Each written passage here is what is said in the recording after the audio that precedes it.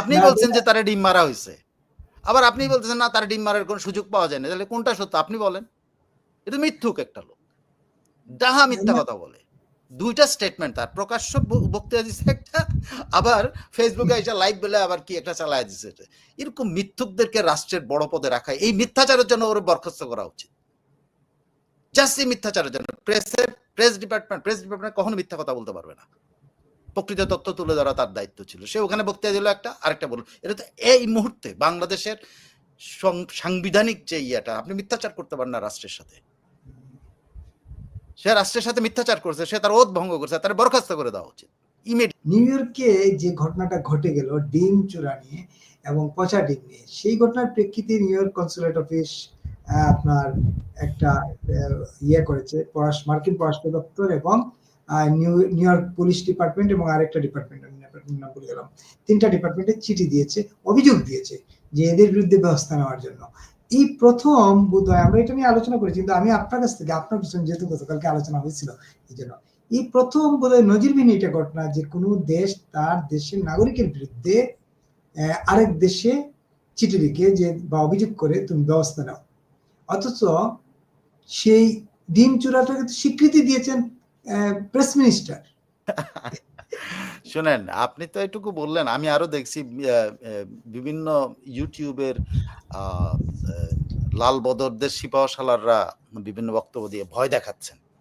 একজন ইউটিউবার দেখলাম তো প্রচন্ড ভয় দেখাচ্ছেন, একেবারে উনি ট্রাম্পের দেশে এইসব চলবে না, মানে বাংলাদেশিদের অবস্থা খুব খারাপ হবে, ট্রাম্প ধরে পাঠায় দিতে পারে, অনেক হুঙ্কার দিচ্ছেন যে এই কাজ করার কারণে, যেহেতু সরকার এটা ব্যবস্থা নেওয়ার জন্য চেষ্টা চালাচ্ছে এবং এমবেসি অভিযোগ করেছে, সো এদের এমনকি এটাও বলছে যে তাদের ফেরত পাঠায় দিতে পারে বাংলাদেশে। এরা যদি আমেরিকান নাগরিক হয় তাদের এরকম হুমকিও দিও বা হুঙ্কার দিয়েও আমি দেখলাম যে ইউটিউবাররা ভয়ভীতি দেখাচ্ছে, কিন্তু ওরা জানে না আমেরিকান সোসাইটিটা কি, একবারও চিন্তাও করে না।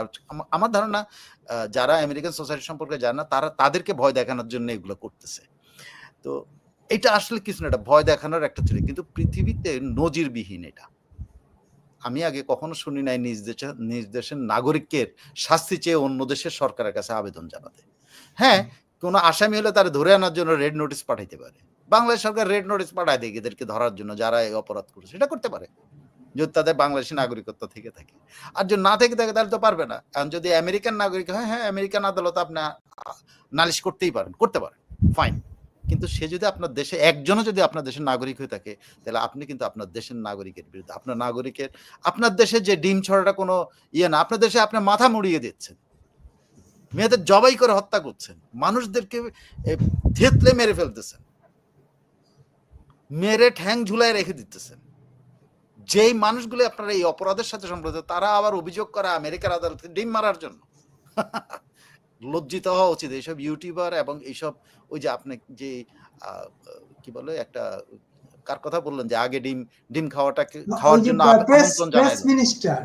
আমন্ত্রণ জানানো লোকটা পরে অস্বীকারও করলো। হ্যাঁ, কিন্তু আবার এই অভিযোগ জানায় কিন্তু স্বীকার করলো যে এই ঘটনা। আবার এই চিঠির মধ্যেই আছে যে একজন উপদেষ্টা কিভাবে পালিয়েছে। আবার ওই স্টেটমেন্টের মধ্যে দেখেন দ্বিতীয় সময় ডিম মারা হয় ওখানে আছে, উনি পেছনের দরজা দিয়ে গ্যারেজের ভিতর ঢুকে দিয়ে কেমনে 6 তলায় উঠছেন, কেমনে 2 তলায়, সব আছে কিন্তু বর্ণনা।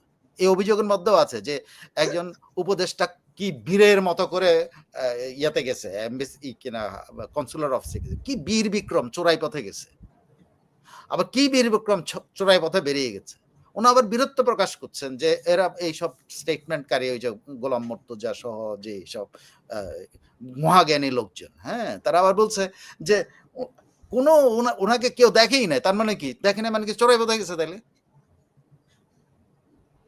চোর গেছিল, শীত কেটে চোর গেছে গ্যারেজের ভিতর দিয়ে, মানে আন্ডারগ্রাউন্ড পার্কিং এর ভেতর দিয়ে লুকায় গেছে, মানে শীত কেটে চোরের মতো ঢুকাতো বাড়ির ভিতরে। মাহফুজ আলম এক জীবন পরিচিত হবে যে সে নিউ ইয়র্কের কনসুলার অফিসের শীত কেটে কনসুলার অফিসে পৌঁছাইতে হয়েছে, আবার শীত দিয়ে আবার চোরাই পথে বেরোতে হয়েছে।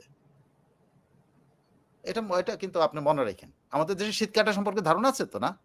শীতল চোর বলে, মানে রাতের বেলা গর্ত ঘুরে তোলা দেওয়া যায় যে, তো ও তো গর্তের ভিতরে গেছিল, আন্ডারগ্রাউন্ডে, বেসমেন্টে, যেখানে বা বেসমেন্টের নিচে যেখানে পার্কিং, সে পার্কিং এর ভিতরে লুকায় গেছে। ওখানে আবার ওরা আবার স্বীকার করছে ওখানে কিন্তু ওখানেও পুলিশ পাহারা ছিল। নিজেদের শীত কাটার সময় শীতের চোর তার ইয়াদেরকে সহযোগীদেরকে দাঁড় করে রাখছে, সে যে শীত কাটছে সেটা দেখার জন্য, আবার সেখান দিয়ে ঢুকেছে চুরি করবো, আবার তাকে পাহারা দেওয়ার জন্য কিন্তু আমেরিকান পুলিশ এনে দাঁড় করায় রাখছে। আবার নিজেদের তো কর্মকর্তা কর্মচারীরা ছিল। তো একটা শীতল চোরের পক্ষ নিয়ে যখন কি বলে আমাদের মহাজ্ঞানী ইয়েতে তপস্বী যে এবং অ্যাম্বাসেডারের উপরও যিনি অনেক বড় পদ ধারণ করা একজন তার কথাবার্তা শুনলে কি মনে হয় ছাগলের ছয়ের মতো করে উচ্চারণ করে, জানেন?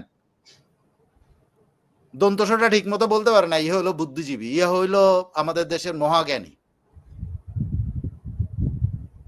দেখেন ওর পুরাটার মধ্যে ছাগলের মানে দন্তসকে ছাগলের ছ দিয়ে উচ্চারণ করে। এরকম একটা রাম ছাগল আমাদের দেশের প্রেস মিনিস্টার হয়ে বসে আছে, এবং এরকম একটা মিথ্যাচার যে সে করতেছে। আবার সে জায়েজ করছে, একবার বলে হ্যাঁ ডিম মারছে, আবার বলে না ডিম মারার সুযোগ পায় নাই, আবার বলে যে উনি শীতল চোর হিসাবে ঢুকে গেছেন, আবার বলে শীতল চোর হিসাবে পালায় গেছেন।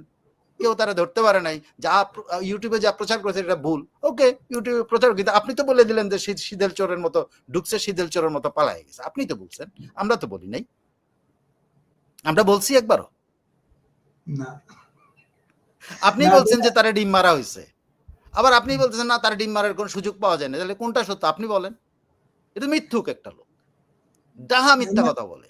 দুইটা স্টেটমেন্ট তার, প্রকাশ্য বক্তৃতা দিচ্ছে একটা, আবার ফেসবুকে এসে লাইভ বলে আবার কি একটা চালায় দিচ্ছে। এরকম মিথ্যুকদেরকে রাষ্ট্রের বড় পদে রাখা, এই মিথ্যাচারের জন্য ওর বরখাস্ত করা উচিত। জাস্ট এই মিথ্যাচারের জন্য। প্রেস ডিপার্টমেন্ট কখনো মিথ্যা কথা বলতে পারবে না। প্রকৃত তথ্য তুলে ধরা তার দায়িত্ব ছিল। সে ওখানে বক্তৃতা দিল একটা, আরেকটা বলল। এটা তো এই মুহূর্তে বাংলাদেশের সাংবিধানিক যে ইয়েটা, আপনি মিথ্যাচার করতে পারেন না রাষ্ট্রের সাথে। সে রাষ্ট্রের সাথে মিথ্যাচার করছে, সে তার ওয়াদ ভঙ্গ করছে, তার বরখাস্ত করে দেওয়া উচিত ইমিডিয়েট। বা আমি মনে করি বাংলাদেশের যারা বাঙালি ওখানে আছে তার বরখাস্তের দাবি করা উচিত, এবং ইয়ের কাছে আমেরিকান কর্তৃপক্ষের কাছে নালিশ করা হচ্ছে লোকটা আমাদের বিরুদ্ধে মিথ্যা কথা বলছে, এর শাস্তি দেওয়া আগে। আমেরিকান নাগরিক বাংলাদেশি যারা আছে তারা কিন্তু তার বিরুদ্ধে মামলা করতে পারে জাস্ট এই অভিযোগে যে আমাদের সম্পর্কে মিথ্যাচার করছে, আমাদের সম্পর্কে বিদ্বেষ ছড়িয়েছে, আমাদেরকে দেশের আমার মূল দেশের নিরাপত্তাহীন করছে, এ হলো একটা জঙ্গি, তার বিরুদ্ধে মামলা হইতে পারে। আই টেল ইউ, নিউ ইয়র্কে কেউ যদি দেখেন, আমি আপনার করে আমেরিকান আইনে সে যে একটা মিথ্যা কথা বলেছে, এবং সে যে এই বাঙালিদের উপরে মানে ইয়ে করার জন্য যে আহ্বান যেগুলো বলছে, এই কথাগুলি তার মিথ্যাচার হিসাবে এবং বিদ্বেষপূর্ণ কথাবার্তা হিসেবে তার বিরুদ্ধে কিন্তু মামলা হইতে পারে, মামলা করতে পারে নিউ ইয়র্কবাসী বাঙালিরা চাইলে। আমার একটা প্রশ্ন, এই যে বর্ণনা দিলেন তারা এই চিঠিতে অভিযোগ পত্রে যে এইভাবে আসছেন, এইভাবে গেছেন, কোনো ঘটনা ঘটে নাই, তাইলে কেন এই বাঙালিদের বিরুদ্ধে তারা অভিযোগ দিল? অভিযোগের হেতুটা সেটাই তো আমি বললাম, সেটাই তো বললাম। আমি তো বললাম প্রেস বুদ্ধিজীবী বলতেছেন উনি শীতল চোরের মতো আসছেন, শীতল চোরের মতো করে উনি নিজেই বলছেন, পেছনের দরজার একটা গ্যারেজের ভিতর দিয়ে উনি নিজে বলছেন। তা আবার কি করে এই যে মিথ্যা কথা বলা এবং এইসব কথাবার্তা এবং বিদ্বেষপূর্ণ কথাবার্তা বলার জন্য বাংলাদেশি আমেরিকান যারা আছে তাদের মধ্যে কেউ না কেউ উঠে দাঁড়ান, যারা আইনজীবী আছে তারা উঠে দাঁড়াতে পারে, এর বিরুদ্ধে মামলা করা উচিত, ওরে আমেরিকা থেকে খেদানো উচিত, এবং ওরে যেখানে দেখা উচিত তারে ইয়া করা উচিত, যে একটা মিথ্যুক হিসেবে তাকে সামনে বলা, তুই বেটা মিথ্যাবাদী। আমার এখানে হইলো আমি ওর সামনে যাই বলতাম, এই বেটা মিথ্যা কথা বলিস, বাংলাদেশের প্রতিনিধিত্ব করিস, আমার দেশের প্রতিনিধিত্ব করিস, আর আমার দেশ সম্পর্কে আমার দেশের মানুষ সম্পর্কে মিথ্যা কথা বলিস, একবারই কথা বলিস, একবার ওই কথা বলিস। তুই তো সরকারের চাকরির ওত বহন করছিস, তোর বরখাস্ত হওয়া উচিত। আরেকটা খেয়াল করছেন কিনা, একটা ভিডিও আপনি দেখছেন কিনা, আপনি যে বললেন তাদের বর্ণনা ধরে, চিঠির বর্ণনা ধরে যে তারা শীত কেটে আসলো, শীত কেটে গেল, পিছন দরজায় আসলো, পিছন দরজায় গেল, কিন্তু সামনের ফ্রন্টে না এটা তারপর এটা ওই বর্ণনাটা, এটা আমি বলছি আপনার এই বুদ্ধিবীচি যে আছে প্রেস অ্যাম্বাসেডারের উপরে পদধারী যে প্রেস মিনিস্টার, আমি তার কথা বলছি, সে বলছে এই কথা। আচ্ছা, সে বলা মানে তো সরকারে বলা, সে বলা মানে তো সরকারে বলা, কনসুলার অফিস। অভিযোগের মধ্যে এত সুলিখিত বর্ণনা নাই, কিন্তু উনি মানে মাহফুজকে কিছুই করা যায় নাই, কিছুই করতে পারে নাই, কিছুই তার কোনো লোম ছেড়া যায় নাই, এটা দাবি করতে গিয়ে উনি এই গল্পগুলি দিয়ে দিয়েছেন, ওনার লাইভে আছে। এখন একটা জিনিস, এটা বুঝলাম শীত কেটে ঢুকছে, শীত কেটে বাড়ছে, ওনার বর্ণনা মতো, কিন্তু ঘটনাটা হলো ওনার কনসুলার অফিসে ঢুকার আগে যে গেটটা আছে, গেটের সামনে প্রচুর পোর্ট্রেট ছবি ছিল নিচে ফালা, মানে পা মারিয়ে মানুষ যাচ্ছিল ভিতরে আসছিল। স্টেপ বাই স্টেপ, সেখানে আবার স্টেপ হিসেবে ভাগ করে বসানো হয়েছে। Right, right. তারপরে দেখলাম কনসুলার অফিসের এক ভদ্রমহিলা ঢুকছেন, খুব যত্ন সহকারে এটা উঠাচ্ছেন। তার মধ্যে হুল্লোড় শুরু হইলো, কিছু নুরানি সেনার লোক আসলো, আইসা তারা এই যারা বিক্ষোভ করছিল তাদের ধমক দিল, পাল্টা আবার এরাও বিক্ষোভ স্লোগান দিল এবং নানা রকম স্লোগান দিল, জঙ্গি টঙ্গি বললো।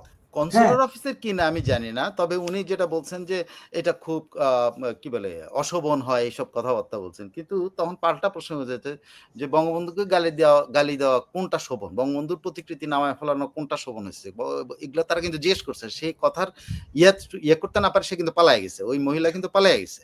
পালায় যাওয়ার পরে কিছু দেখলাম যে খুবই সুশিক্ষিত বা মানে কাপড় চোপড়ে শিক্ষিত মনে হইলো, হ্যাভি সুটেড অ্যান্ড বুটেড নুরানি চেহারা। আপনি যদি ওদের চেহারা দেখেন, নুরানি কেন বললাম জানেন? এই যে আমাদের দেশে দাড়ি এইটা রেখে খুব সুন্দর টুপি টাপা এবং ওই যে ইয়া দেয়, কি বলে পারফিউম না তো, ওরা কি যে আতর দেয়, এই যে এদেরকে দেখলেই মনে হয় আল্লাহর প্রেরিত প্রতিনিধির মতো মনে হয় আর কি। হ্যাঁ, এখন তারাও আল্লাহর প্রেরিত প্রতিনিধির মতো এসে কিন্তু তাদের মুখ থেকে বেরছে খিস্তি খেওর। এমন খিস্তি খেওরের পরে পাবলিক ধাওয়াস, পরে শেষ পর্যন্ত পুলিশ তাদেরকে ধাক্কায় ভিতরে ঢুকাই দিয়ে দরজা বন্ধ করে দিচ্ছে এই নুরানিওয়ালাদেরকে। এখন দেখেন আল্লাহর ফেরেশতারা আবির্ভূত হয়েছিল মাহফুজ আলমকে রক্ষা করার জন্য, কিন্তু ফেরেশতারাও পালাই গেছে এই নুরানি ফেরেশতারা।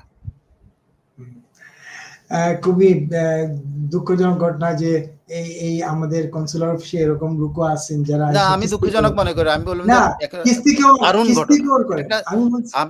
আমি বললাম এটা দারুণ ঘটনা এবং এই প্রতিরোধ সর্বত্র হবে, এটা কিন্তু আমি অনেকদিন থেকে বলতেছি। ধাওয়া কোথাও থেকে রেহাই পাবে না, এরা সব জায়গায় ধাওয়া খাবে। এই মর্তজার প্রকাশ্যে চলতে পারবে না, তার মুখের সামনে কেউ না কেউ যায় বলবে এই বেটা মিথ্যা কথা বলো কেন। আমি sure he will be suffering this because he আমাদেরকে কষ্ট, আমাদের জাতির মুখে সে মিথ্যাচার করছে। তো তারা বলবে না, ধরবে না, কেউ ধরবে। এবং এটাই কিন্তু প্রকৃতির নিয়ম, তুমি যা করবা তোমাকে তার ফল ভোগ করতে হবে। না, আমি বলছি দুঃখজনক বলতে আমি প্রতিবাদ যে হয়েছে এটা দুঃখজনক না। এই যে নুরানি চেহারার লোকজন এসে যে খিস্তি খেউর করলেন, এটা আসলে খুবই লজ্জার বিষয়, দুঃখজনক। ফেরেশতার মুখ থেকে পুরা খিস্তি খেউর বেরিয়েছে।